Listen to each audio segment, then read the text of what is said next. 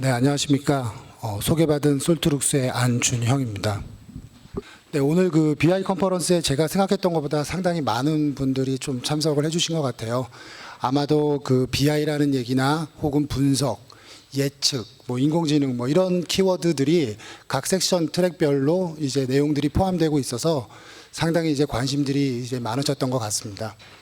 이제 제가 발표드릴 내용은 사례를 통해 살펴본 빅데이터의 진화입니다. 이미 그 빅데이터라고 하는 키워드 혹은 빅데이터 시스템이라고 하는 키워드를 포함한 다양한 사업들이 이미 수행이 됐거나 혹은 진행 중이거나 계획된 것들이 많습니다. 이 발표 장표를 통해서 저희가 그동안 일부 이제 수행했던 빅데이터 분석 시스템 구축 사업을 통해서 저희가 이제 성공할 수 있는 5가지 원칙 부분에 대해서 발표 내용이 중심적으로 말씀드리도록 하겠습니다. 네. 발표드릴 순서는 다음과 같습니다. 먼저 그 빅데이터에 대한 기술과 시장 전망에 대해서 말씀을 드리고요. 그리고 서두에 말씀드렸던 빅데이터 분석 성공 제5원칙 5가지에 대해서 말씀을 드리도록 하겠습니다. 이후에는 그 빅데이터 분석, 산업별 빅데이터 분석에 대한 다양한 구축 사례에 대해서 소개를 드리고 그 관련 제품 및 기술 소개를 드리는 것으로 진행하도록 하겠습니다. 먼저 빅데이터의 기술과 시장 전망에 대한 얘기입니다. 보시는 것처럼 이제 빅데이터 붐이라고 하는 제목이 있고요. 다양한 그 벤더들의 로고를 보실 수가 있습니다. 일반적으로 분석이라고 하는 프로세스 과정에서 보면 뭐 어큐지션, 그래서 데이터 이제 수집, 그리고 변환 및 저장, 그리고 분석, 그리고 액션을 하는 이런 어떤 표준 프로세스가 있는데요. 각 단계별로 뭐 데이터 공급자 관점에서 혹은 하둡, 에코, 생태계에 포함되어 있는 관련된 제품군에 대한 거, 혹은 데이터의 시각화 부분이나 혹은 BI 툴 부분의 영역별에 대해서 다양한 벤더들이 이렇게 많이 시장에 출연을 하고 있습니다. 그런데 이러한 그 빅데이터라고 하는 키워드의 붐은 불과 2012년 1월 정도부터 붐업이 되었습니다. 보시는 것처럼 구글 트렌드, 서치 트렌드에 이제 검색을 해보시면 2012년 1월부터 이제 급속도로 빅데이터에 대한 키워드들이 증가함을 보실 수가 있습니다.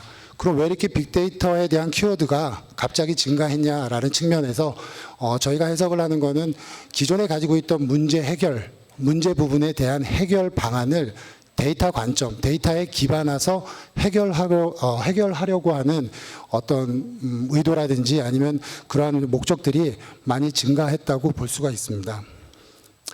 다음은 빅데이터 시장에 대한 이제 동향입니다. 뭐 시장 규모를 산정하는 부분에 대한 거는 각 기관마다 산정하는 것이 일부 다를 수도 있고요. 그 규모를 산정하는 것도 좀 차이가 있을 수 있는데 각 기관마다 그런 트렌드, 시장 동향, 규모에 대해서 노는 얘기를 할 때 공통적으로 포함되어 있는 것은 2015년부터 20년까지 약 한 40%씩 매년 성장을 할 것이다 라고 하는 공통된 예측을 나타내고 있습니다. 특히 이제 위키본 같은 데를 보게 되면 전 세계 빅데이터 시장 규모 자체가 2012년 아까 그 구글 트렌드, 서치 트렌드에서 보셨던 2012년을 기점으로 했을 때 약 51억 달러 정도의 규모에서 2015년에는 약 한 300억 달러가 높고 그게 이제 연평균 성장률로 볼 때 약 한 60%의 성장이 될 것이다라고 예측을 하고 있습니다. 그리고 국내 시장의 경우를 보게 되면 현재 그 2015년 기준으로 볼 때 약 한 3천억 정도의 시장 규모를 나타내고 있고요. 이것들이 2020년에는 약 한 1조 원 정도의 시장 규모로 확대될 것이라고 예측을 하고 있습니다. 다음은 이러한 이제 그 빅데이터 시장 규모, 이제 빅데이터 산업이 발전하고 있는데요. 발전하는 이제 단계별 5가지 단계가 있습니다. 보시는 것처럼 첫 번째 부분에 대한 거는 1단계로서 컨설팅 교육에 관련된 겁니다. 빅데이터 분석을 하게 되면 관련된 기술 요소, 뭐 하둡에 대한 기술 요소가 될 수도 있고요. 분석에 대한 기술 요소일 수도 있고, 뭐 비정형 처리에 대한 기술 요소일 수도 있고요. 그러한 관련 기술에 대한 교육과 그리고 전체 빅데이터 부분의 분석 부분에 대한 청사진을 제시하는 어떤 컨설팅 부분에 대한 영역이 1단계로 이제 진행이 되고요. 그 다음 단계에서는 그러한 이제 교육, 기술적인 기반 하에 관련된 솔루션이나 혹은 도구들을 제공하는 공급 이제 벤더들이 출연을 하게 됩니다. 그리고 이렇게 벤더들이 공급하는 다양한 어떤 도구나 툴을 기반으로 해서 분석 시스템에 대한 구축과 통합 사업이 활발하게 이제 진행이 되는 단계를 가지게 됩니다. 그리고 그 이후 4단계와 5단계에서는 이렇게 이제 분석 시스템, 통합된 분석 시스템을 구축하게 되면 그 구축된 데이터에 기반해서 분석된 데이터를 판매를 하거나 혹은 좀 그 빅데이터 기반에서 지능적인 서비스를 제공하는 서비스 영역의 레벨의 5단계로 볼 수 있습니다. 지금 보시는 것처럼 미국 같은 경우에는 현재 한 3, 4단계 분석 시스템 통합 구축을 하고 이후에 그 분석된 데이터를 서비스를 하는 3, 4단계의 영역에 있고요. 저희는 그거보다는 조금 더 이제 처진 단계인 솔루션 공급과 이제 막 분석 시스템 구축 통합을 하는 단계라고 말씀드릴 수가 있습니다. 하단에 보시는 내용은 저희가 이제 공급하는 제품인데요. 생략하도록 하겠습니다. 다음은 이러한 빅데이터 분석을 하게 되는데요. 이러한 빅데이터 분석에 대해서 궁극적으로 어떤 역할이나 가치를 기대하느냐에 대한 얘기입니다. 먼저 이 빅데이터 분석 자체는 서두에 말씀드렸듯이 데이터에 기반해서 논리적으로 발견을 하고 통찰력을 확보를 하고 그리고 합리적인 의사결정을 할 수 있는 그런 요구에 의해서 시작이 되었습니다. 가령 다양한 상황에 대해서 전체의 그림을 이해를 하고 그리고 통찰력을 갖고 인사이트를 갖고 그리고 현실 세계에서 어떤 데이터에 기반해서 패턴이나 그런 패턴을 기반으로 해서 분석된 정보를 가지고 통찰력을 확보하고 미래 사회에 있을 불확실성에 대해서 해치를 이제 하고자 하는 욕구가 있고요. 두 번째는 그러한 이제 그 마켓 그러니까 사내 이외의 바깥 쪽에서의 이슈 발견이라든지 아니면 실시간적으로 발생되는 이상 징후 부분에 대해서 사전에 감지를 하고 조기 대응을 할 수 있는 그래서 리스크를 이제 완화시킬 수 있는 그런 측면의 요구가 이제 늘어나고 있습니다. 기타 이제 그 개인화 서비스라든지 아니면은 평판 트렌드 같은 이런 수집된 데이터를 좀 더 스마트하게 변환을 해서 활용을 하거나 아니면 기타 다른 이제 분석 시스템과 융합을 해서 컨버전스 패턴 분석을 진행하는 그런 역할을 수행을 하고 있습니다. 다음은 이제 사례 얘기인데요. 금융 데이터 분석에 대한 사례입니다. 한 예로 제가 가져왔는데요. 금융기관에서 실제 운영하는 데이터 운영 비용 중에 92%가 데이터를 처리하는 데 사용한다고 합니다. 아래에 있는 내용은 월스트리트에서 이제 나온 얘기를 제가 발췌를 한 건데요. 금융기관이 그러니까 2006년 기준으로 봤을 때 약 100만 불의 수익을 달성하기 위해서는 초당 약 한 130만 개의 명령어를 처리를 하게 되고요. 그게 이제 2010년이 되게 되면 초당 명령어가 180만 개로 증가를 하고 그리고 물리적 서버 자체도 약 한 50%의 증가를 갖고 있습니다.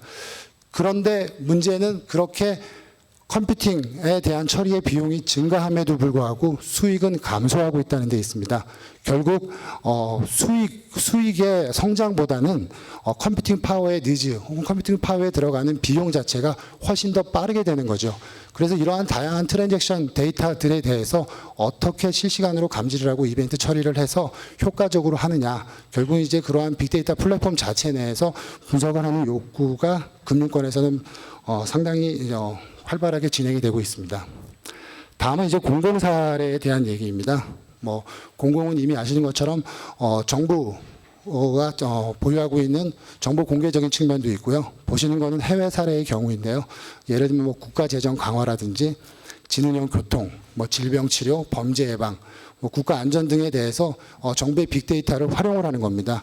이것은 정부가 보유하고 있는 빅데이터 자체를 분석 플랫폼에서 활용하는 측면도 있고요. 또 하나는 공공 데이터의 성격으로서 정보 자체를 개방을 해서 서드 파티들이 그러한 데이터, 개방된 데이터를 가지고 제3차의 어떤 제품 혹은 서비스들을 개발을 해서 이제 이용을 하는 형태입니다. 예로 들어보게 되면은 미국 같은 경우는 국세청에서 통합형 이제 탈세라든지 사기 방지 시스템으로 해서 효과를 봤다라는 얘기이고요. 두 번째는 일본 내에서 실시간 교통 정보를 통해서 최적화된 그런 경로를 제시해 주거나 그로 인해서 어떤 에너지 절감에 대한 사례이고요. 기타 이제 미국 미국에서 이제 국립보건원 같은 데는 유저자 정보를 이제 개방을 해서 그 이제 관련된 질병 부분에 대해서 이제 진단 예측할 수 있는 형태이고요. 좀 재밌는 얘기로는 이제 보험회사 측면, 그러니까 보험회사 같은 경우에는 이제 IBM 왓슨 이제 시스템을 도입을 해서 IBM 왓슨은 이제 지능형 대화 이제 시스템이라고 볼 수 있고요. 그런 부분에 대해서 도입을 해서 환자의 적절한 정보와 치료법을 제공해주는 어떤 그런 서비스를 진행을 하고 있습니다. 제가 간략하게 뭐 빅데이터 부분에 대한 시장 동향에 대해서 좀 말씀을 드렸고요. 다음 부분에 대한 거는 실질적으로 이제 빅데이터 프로젝트를 수행을 했을 때 그런 성공적으로 수행할 수 있는 5가지 원칙에 대해서 좀 말씀을 드리도록 하겠습니다. 저희 솔트룩스는 빅데이터 분석 플랫폼 구축 사업 혹은 뭐 분석 관련된 컨설팅 사업을 이제 경험을 했고요. 그런 경험에 기반하여서 저희가 나름대로 저희 5가지 핵심 성공 원칙에 대해서 도출을 한번 해봤습니다. 첫 번째는 이해관계자와의 비전 목표를 합의하라라는 내용이고요. 두 번째는 작게 시작하고 빠르게 움직여라 라고 하는 내용이고요. 세 번째는 끝에서부터 시작하라. 네 번째는 미들 아웃 방식이 가장 이제 대표적으로 대단히 중요하다는 이제 구축 관점에서 얘기고요. 5번째는 기술은 단지 사람을 거들 뿐이라고 하는 내용입니다. 각 그 원칙 부분에 대해서 좀 상세하게 설명을 드리도록 하겠습니다. 먼저 제일 원칙에 대한 명확한 목표입니다. 이해관계자의 비전이나 목표를 합의하라입니다. 이해관계자라고 하면은 의사결정자, 데이터 제공자, 결과 수요자, 개발자 등을 들 수가 있습니다.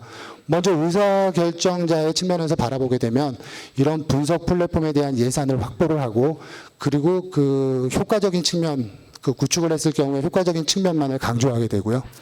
데이터 제공자 부분에 대해서는 현실적으로 데이터 제공자들이 데이터를 제공하는 부분에 대해서 상당히 꺼려하고 있습니다. 이유는 데이터를 제공함으로써의 어떤 책임에 대한 소지가 있고요.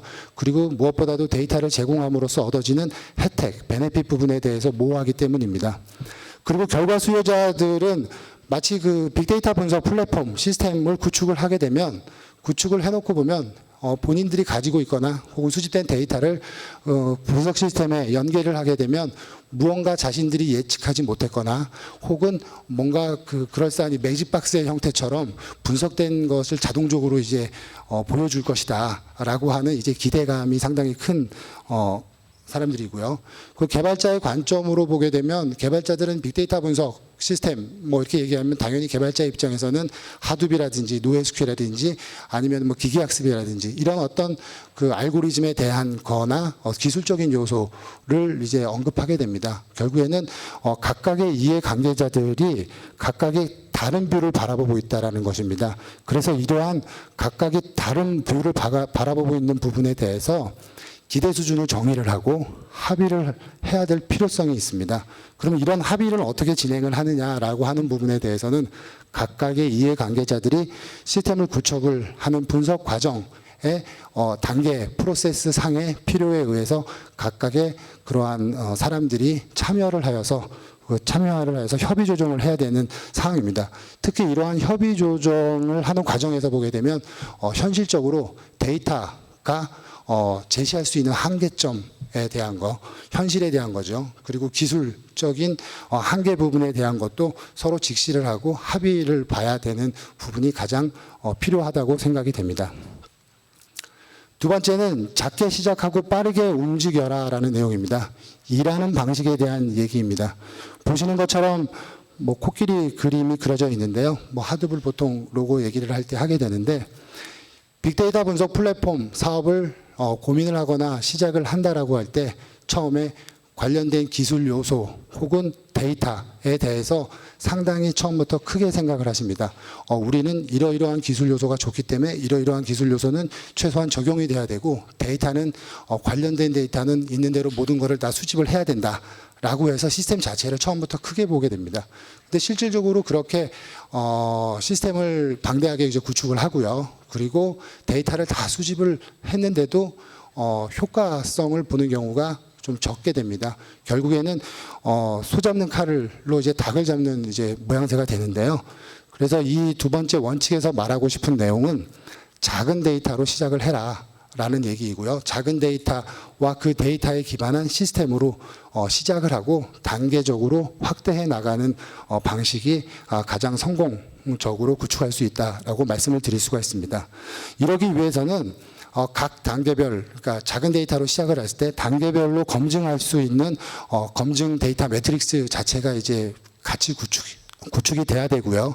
그래서 구축을 하고 검증하는 과정을 반복을 하면서 데이터의 크기라든지 종류라든지 시스템 규모 등을 확장해 나가는 형식이 리스크를 가장 최소화할 수 있습니다.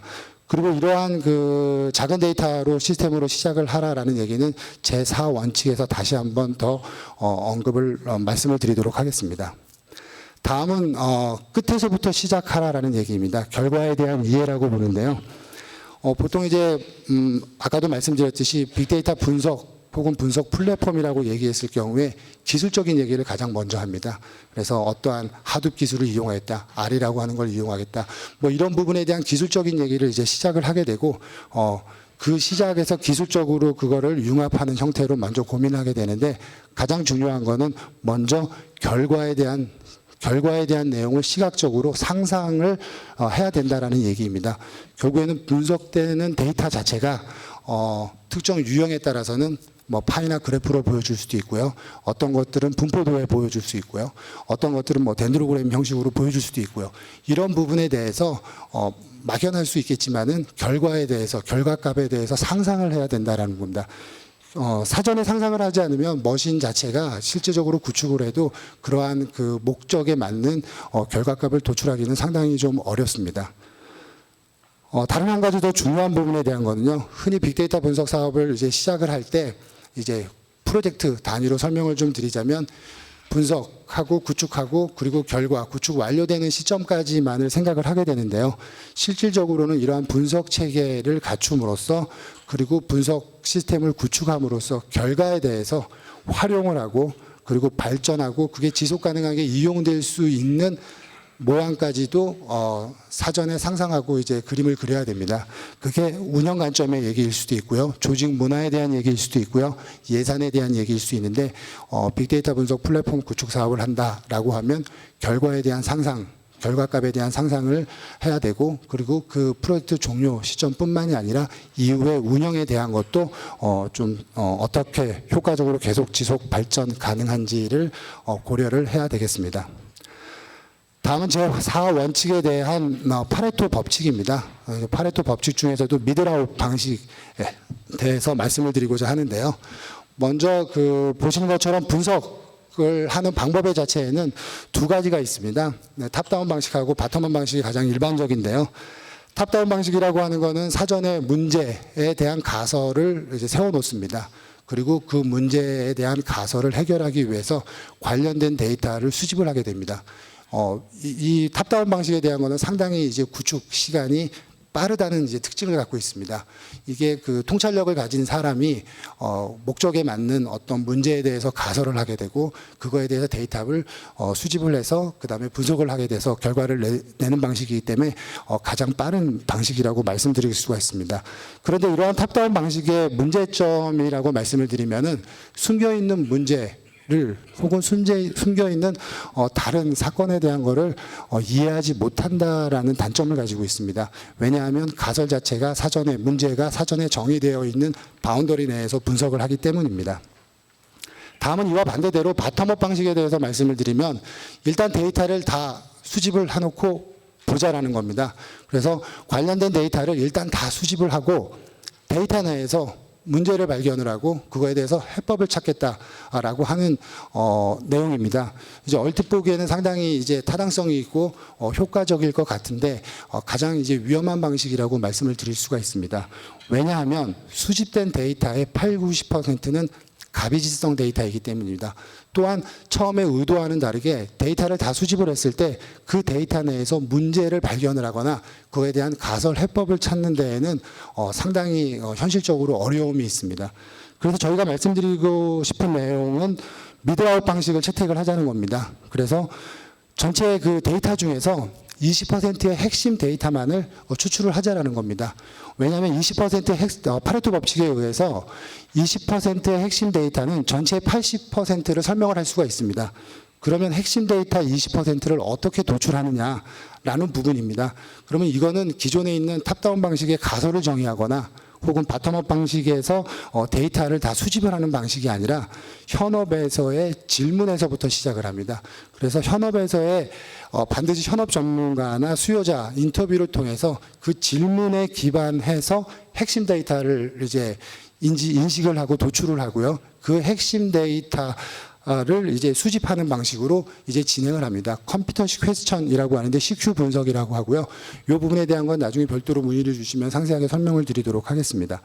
그래서 제4원칙의 핵심은 미드라웃 방식을 채택을 하고 현업의 인터뷰를 통해서 핵심 데이터를 도출을 해야 된다라는 내용입니다. 마지막은 인본주의, 이제 기술은 단지 사람을 거둘 뿐이라고 하는 내용입니다. 보시는 그림처럼 기존에 이제 그 빅데이터 분석 시스템을 이제 구축을 하신다라고 하면 다양한 기술 요소 이제 접목을 하게 되고요. 결국에는 덩치가 이제 거대해지게 되는 형태가 됩니다.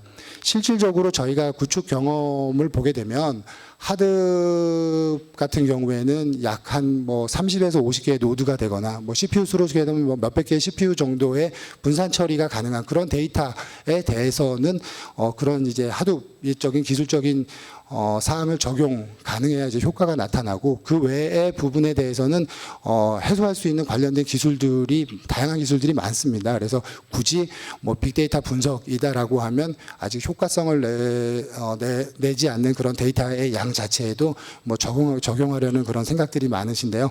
이제 그런 부분에 대해서는 실질적으로 현실에 맞게 그리고 검증이나 이제 그 분석하는 목적에 맞게 데이터를 확보를 해야 됩니다. 결국 이런 데이터를 수집을 하고 분석하는 과정에서 실질적으로 문제를 인식을 하고 문제를 해결하는 것은 사람이 해결을 하게 됩니다. 컴퓨터 기술은 단지 생산성을 이제 향상시키는 측면에서 서포팅하는 역할을 이제 하게 되는 거죠.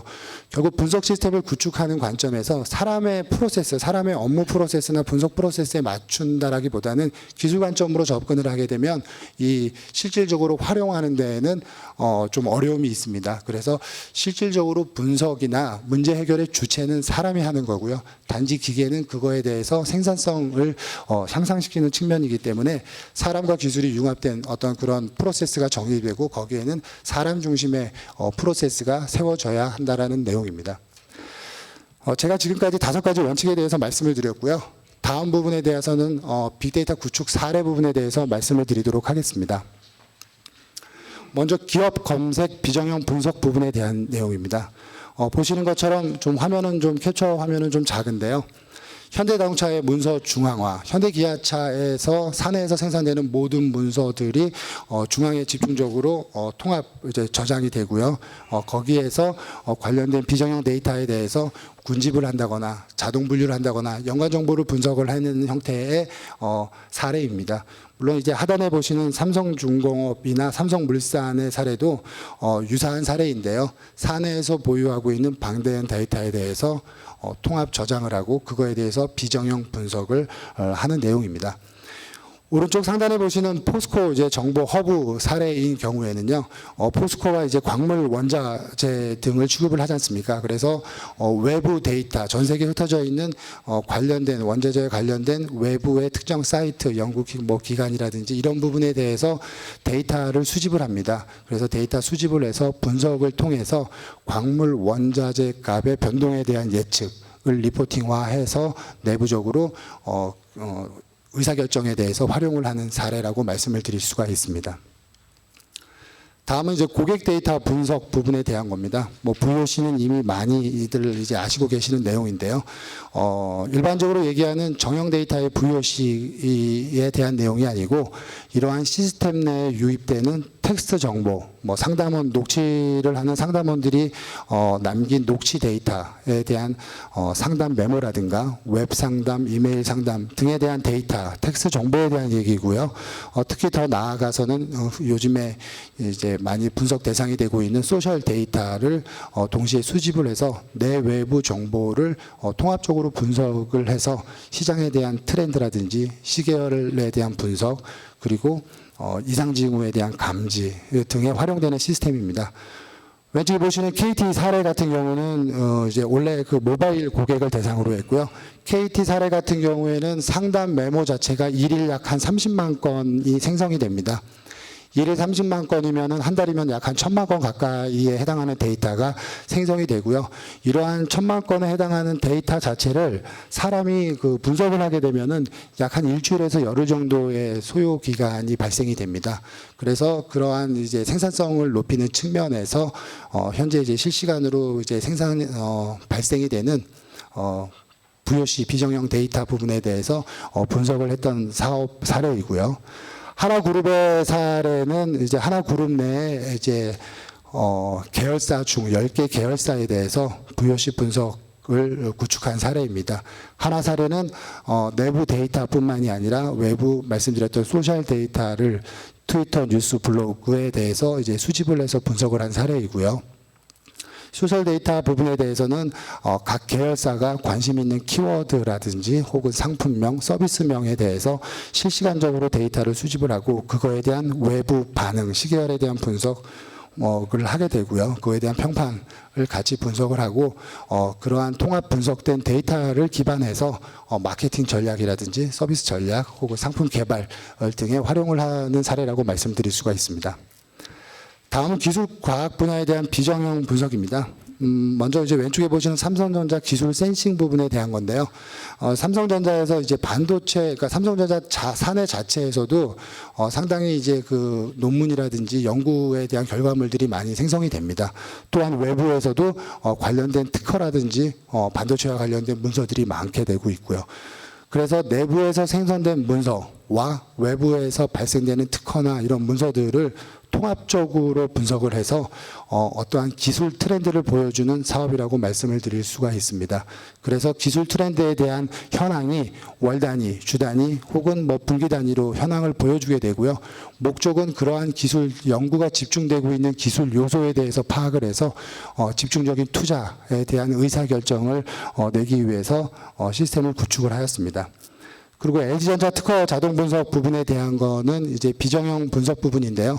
뭐 특허 관련된 거는 뭐 엄청난 수가 있는데 특허 심사관들이 특허 출원서를 낼 경우에는 그 내용을 확인하고 기존의 특허와 침해되고 있는 부분이 기술적으로 침해되고 있는 부분이 있는지 없는지를 사전 심사를 해야 됩니다. 그래서 그런 사전 심사하는 과정에서 너무나 데이터가 방대하기 때문에 어려움이 있고 생산성이 떨어지게 되죠. 그렇기 때문에 특허 출원서를 인풋으로 이제 데이터를 집어넣게 되고요. 그 관련된 요소 기술들을 다 파악을 해서 기존 특허의 문서 자체가 쿼리로 던져지는 거죠. 그러고 나서 이제 유사 특허가 추출이 되게 되면 그 추출된 유사 특허만을 가지고 이제 심사를 하게 되는 경우라고 말씀을 드릴 수가 있고요.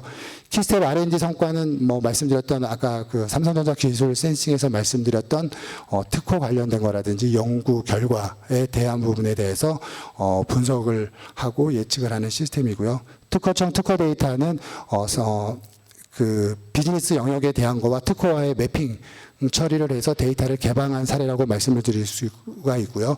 뭐 국내 특허는 약 한 400만 건 정도가 처리가 되고 이제 해외 특허는 뭐 그보다도 훨씬 더 많은 양이 연계되고 이제 개방되는 형태로 구축이 된 사례입니다.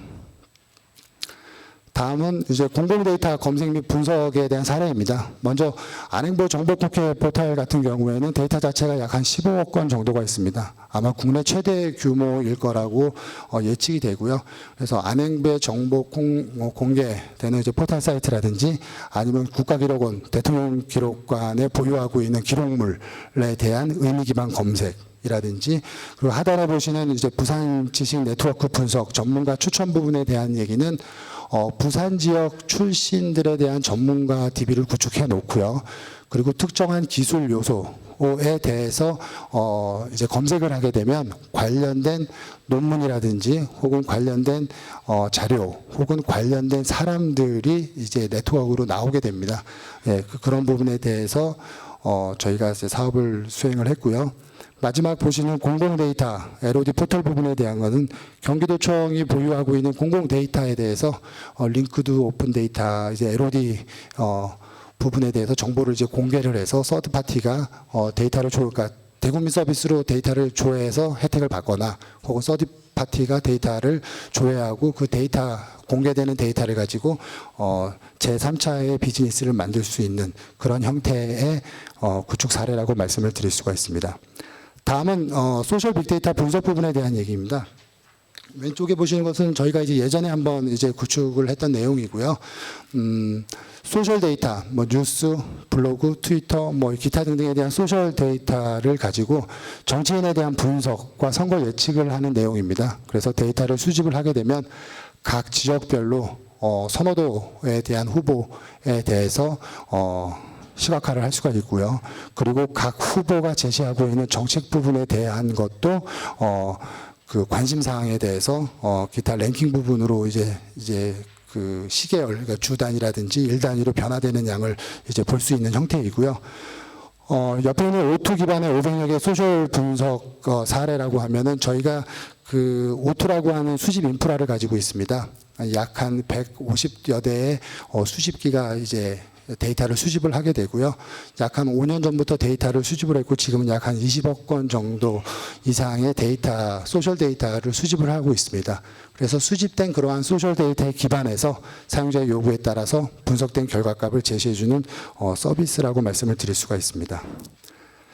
다음은 이제 센서 및 IoT 부분에 대한 얘기인데요. 예전에 시멘틱하고 온톨로지에 대한 기술 요소가 처음에 이제 시장에 이슈가 됐을 때 아마 이제 상황 인지라는 얘기들을 많이 들으셨을 겁니다. 그래서 센서 디바이스로부터 떨어지는 상황 정보에 대해서 저희가 온톨로지에 기반해서 분석을 하고 추론을 해서 그거에 대한 이제 해결과 그 분석된 데이터를 제시를 해주는 경우인데요. 국토부의 스마트시티 GR 매설물 관리 부분에 대한 거라든지 아니면은 EU 밀라노 스마트시티 교통 예측 최적화 부분에 대해서는 실질적으로 저희가 수행한 사업이고요. EU 펀드로 해서 저희가 수행한 사업입니다. 그래서 각종 디바이스, 교통정보에 대한 여러 가지 데이터 부분에 대해서 수집이 되고 각종 디바이스, 센서 장비로부터 떨어지는 데이터들을 온톨로지, 트리플 데이터로 이제 구축을 하고 거기에 데이터 쿼리를 던지거나 아니면 리즈닝 이제 추론을 통해서 이제 스마트한 이제 결과값 뭐 예측을 한다거나 아니면 최적화의 경로를 제시하는 부분에 대해서 저희가 사업 수행을 했고요. 그 다음에 이제 미디어 부분에 대해서는 이제 그 추천 부분입니다. 그래서 사용자의 사용자 프로파일과 사용자 이력, 소비 이력 정보를 분석을 하게 되고요. 그러한 사용자 프로파일과 이력 정보를 기반을 해서 유사 그룹에 대한 유저 모델링을 저희가 도출하게 되고요. 그러한 이제 유사 그룹에 대해 해당하는 사람들이 데이터 검색을 했을 경우에는 해당하는 그룹에서의 소비 이력에 기반한 컨텐츠를 추천을 해서 실질적으로 컨텐츠 소비에 대한 히트율을 높이는 그런 목적이 있습니다. 다음은 이제 국방 사례인데요. 좀 국방 사례는 보완적인 내용이 좀 있어서 간략하게 좀 말씀을 드리자면 외부 데이터, 그러니까 외부 소셜 데이터를 수집을 하게 되고요. 그러한 이제 수집된 데이터 부분에 대해서 트렌드라든지 경향이라든지 혹은 뭐 여론이라든지 이런 부분에 대해서 동향을 파악을 하고 그거에 대한 대응을 하는 어떤 이제 빅데이터 기반한 그러니까 플랫폼을 저희가 이제 구축을 했습니다. 뭐 사례에 대해서 각 뭐 기업이나 국방, 미디어 뭐 여러 가지 부분에 대해서 좀 말씀을 드렸는데요. 이러한 빅데이터 관련된 부분에 대해서 그러면 기술 요소와 관련된 제품들이 어떤 것이 있는 거에 나에 대해서 말씀을 드리도록 하겠습니다. 먼저 그 데이터의 분석을 수행을 하게 되면 데이터의 수집, 그리고 변환, 필터링, 저장, 검색, 분석, 뭐 시각화 이런 순서들을 갖게 됩니다. 오른쪽에 보시는 것처럼 최초의 이제 빅데이터 수집이라고 하는 영역의 기술 요소가 발생이 되고요. 이러한 데이터 수집 부분에 대한 거는 저장소 자체를 하드브로 할 거냐, 뭐 어떤 노에스큐엘 방식으로 할 거냐에 대한 이제 기술적인 상황이 있을 수 있고요. 그리고 데이터 수집을 했을 경우에 이런 실시간으로 수집되는 데이터에 대해서 인메모리 분석을 할 것이냐, 아니면 컴플렉스 이벤트 프로세싱 CEP로서 이벤트를 추출을 할 것이냐라고 하는 부분에 대한 기술 요소가 이제 됩니다. 이렇게 수집된 데이터들에 대해서는 비정형 데이터에 준해서 자연어 처리가 이제 수행이 되고요. 그래서 자연어 처리 영역에서는 형태소 분석이나 구문 분석, 그리고 뭐 개체명 분석이라든지 평판 분석 등에 대한 수행을 하게 되고요. 기본적으로 모든 프로세스 자체는 기계학습 기반에서 진행을 하게 됩니다. 이렇게 수집된 데이터가 언어 처리를 통해서, 그리고 텍스트 마이닝 기술 요소나 시멘틱 온톨로지 기술 요소를 통해서 데이터를 이제 분석된 데이터에 대해서 시각화로 제시를 하게 되고요. 그리고 그런 시각화한 데이터들이 뭐 또 통계 R이라든지 통계라든지 기타 시각화 툴과 연계돼서 사용자에게 직관적으로 이해할 수 있는 형태로 제시를 해주게 됩니다. 이러한 이제 기술 요소들은 뭐 데이터의 종류라든지 혹은 분석 목적, 그리고 범위에 따라서 그때 이제 기술 요소를 상이하게 이제 적용 가능합니다. 다음은 이와 관련된 저희 제품을 좀 소개를 드리도록 하겠습니다. 먼저 서두에 아까 말씀드렸듯이 데이터의 분석 관점에서 보면 수집, 변환 관리, 분석, 실행이라고 하는 단계가 있습니다. 먼저 이제 저희가 아까 서두에도 말씀드렸듯이 저희는 이제 방대한 데이터 자산을 가지고 있습니다. 약 한 20억 건 이상에 대한 데이터를 가지고 있게 되고요. 그리고 뭐 자연어 처리라든지 기계학습이라든지 분산 병렬 처리의 어떤 요소 기술을 가지고 있고, 각 단계별로 관련된 이제 제품들이 이제 이렇게 보시는 것처럼 있습니다. 그래서 수집의 영역과 혹은 뭐 플랫폼의 영역, 비정형 분석의 영역 등에 대한 내용들이 포함되어 있는데요. 이 부분에 대한 거는 다음 장부터 설명을 좀 드리도록 하겠습니다. 먼저 인투 플랫폼에 대한 얘기입니다. 인투 플랫폼은 쉽게 말씀을 드리면 비정형 데이터에 대한 검색과 텍스트 마이닝을 통해서 사용자들에게 효과적으로 분석된 데이터를 제시해주는 형태입니다. 먼저 그 각 기관이 혹은 회사 내에서 보유하고 있는 다양한 이제 시스템들이 있을 거고요. 그러한 시스템대에 포함되고 있는 비정형 문서들이 이제 상당히 방대하게 많습니다. 그 타입도 많고요. 이러한 데이터를 수집 연계를 해서 자연어 처리를 하게 되고요. 그리고 텍스트 마이닝을 적용을 해서 자동 군집 혹은 자동 요약, 연관 정보를 본다거나 아니면 어떤 시계열 분석에 대한 다양한 형태의 분석 결과를 시각적으로 제시해주는 형태의 플랫폼이라고 말씀을 드릴 수가 있습니다.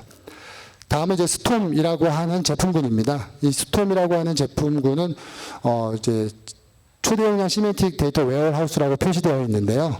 기존의 그 데이터 부분에 대해서 데이터베이스에 저장되어 있는 데이터가 있습니다. 저희가 그 RDB라고 표현하는 튜플 데이터인데요.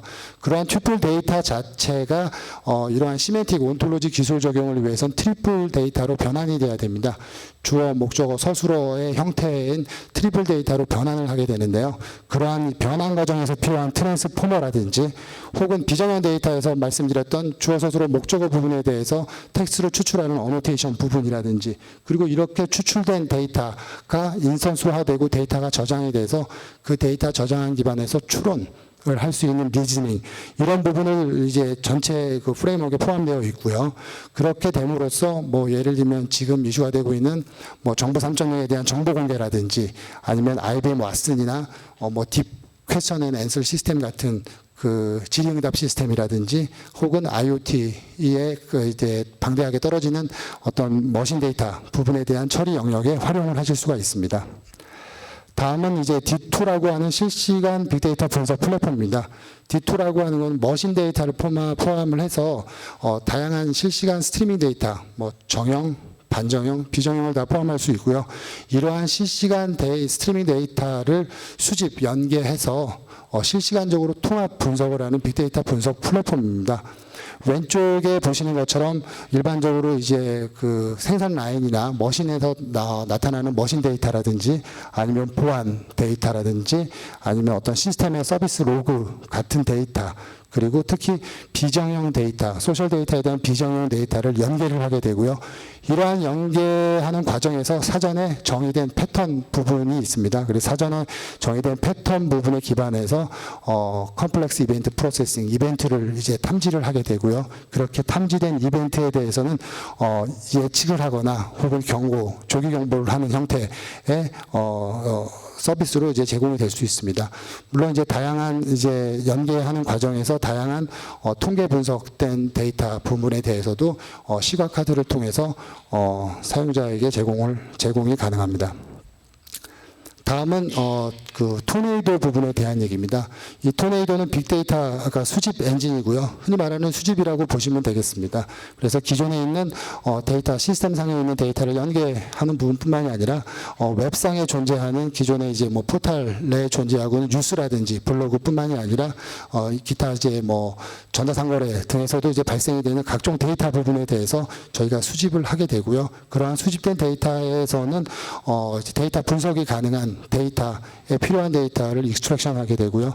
그런 부분에 그리고 그 추출된 데이터 부분에 대해서는 분석 가능한 형태로 이제 저장하는 과정을 담고 있는 이제 솔루션입니다.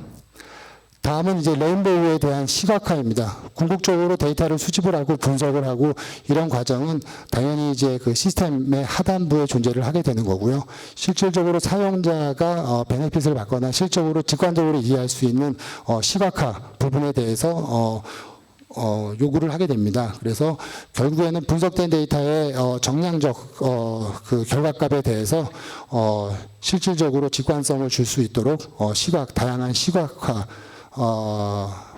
방향으로 이제 결국은 제시를 하게 되는 거죠. 레포트를 제시한다거나 아니면은 뭐 파이라든지 뭐 기타 여러 가지 부분에 대해서 시각화를 진행할 수 있는 레인보우 솔루션을 보유하고 있습니다.